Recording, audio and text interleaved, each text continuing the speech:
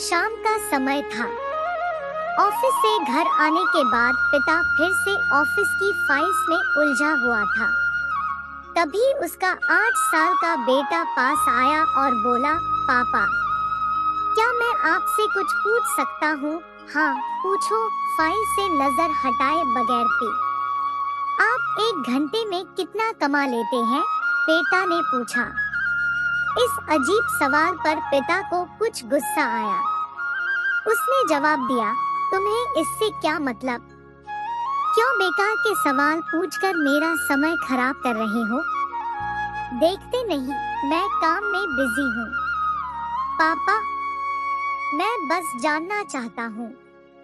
Please बताइए ना, आप 1 घंटे में कितना कमा लेते हैं? बेटा जिद करने लगा। 500 रुपए, पिता ने जवाब दिया और काम में लग गया। बेटा सिर झुकाकर कुछ सोचने लगा।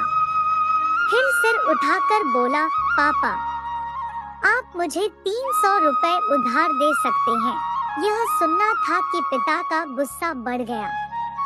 वह बेटे को झिड़कते हुए बोला, अच्छा, तो तुम इसलिए मुझसे मेरी सैलरी पूछ रहे थे? तुम्हें खिलौना या कोई फालतू सी चीज खरीदनी है?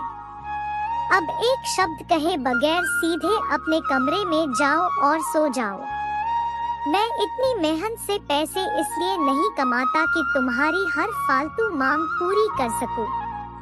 बेटे का चेहरा उतर गया। भारी कदमों से वह वहां से चला गया।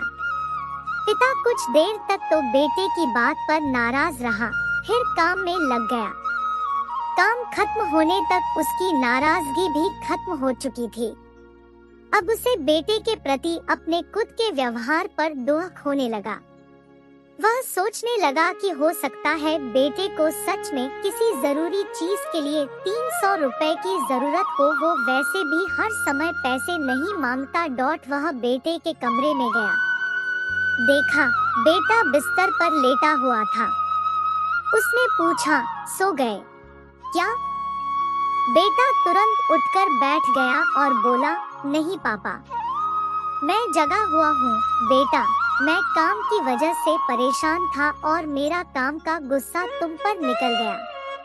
मुझे तुम पर गुस्सा नहीं करना चाहिए था।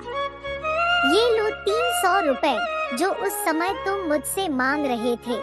पिता बेटे के पास बैठते हुए बोला, थैंक यू पापा। बेटा चहक उठा। 300 रुपए एक तरफ रख उसने अपने तकिए के नीचे दबे कुछ नोट निकाले और उन्हें गिनने लगा। यह देख पिता को फिर से गुस्सा आने लगा। वह गुस्से में बोला, जब तुम्हारे पास पहले से ही पैसे थे तो तुम और पैसे क्यों मांग रहे थे? क्योंकि मेरे पास पूरे पैसे नहीं थे पापा, अब है। बेटे ने मासूमियत से जवाब दिया, पापा ये लीजिए 500 रुपए। क्या इससे मैं आपका 1 घंटा खरीद सकता हूँ? प्लीज कल आप घर जल्दी आ जाना, मैं आपके साथ डिनर करना चाहता हूँ। बेटे की बात सुनकर पिता अवाक रह गया। सीख, हम पैसे कमाने की जद्दोजहद में इतने ज्यादा व्यस्त हो जाते हैं कि हमारा परिवार पीछे छूट जाता है। हमारे पास अपने परिवार और प्रियजनों के साथ बिताने के लिए समय ही नहीं होता। समय धीरे धीरे हमारे हाथ से फिसलता चला जा रहा है और बीता समय कभी वापस नहीं आएगा। ऑफिस में हमारा रिप्लेसमेंट बड़ी ही आसानी से ढूंढ लिया जाएगा, लेकिन परिवार का कोई रिप्लेसमेंट नहीं है।